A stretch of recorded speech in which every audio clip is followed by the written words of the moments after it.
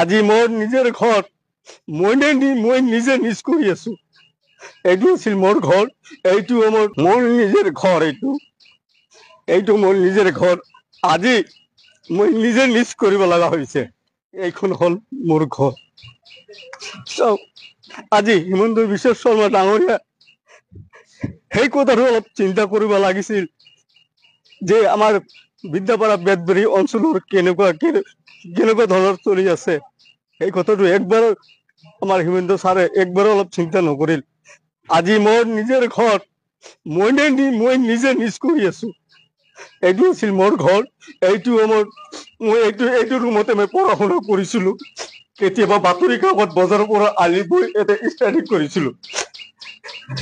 আজি 10 মিনিটৰ ভিতৰত মোৰ ঘৰটো চুৰমাৰ কৰি দিব। গতিকে হিমন্ত বিশ্ব শৰ্মা ডাঙৰীয়াক মই এটা আবেদন জানো যে মোৰ একো নাই, যাতে মোৰ অলপ সুবিধা কৰি দিয়ে।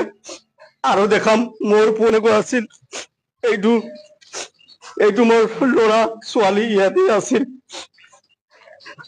আৰু এইটো আমি হয়তো বাহিৰৰ পৰা মানুহ চানুহ আহিছিল, মই ইয়াতে বহিবা দিছিলো। আৰু এইটো ৰুম আছিল মোৰ বোৱাৰী আৰু মোৰ ল'ৰা ইয়াতে থাকিছিল। আজি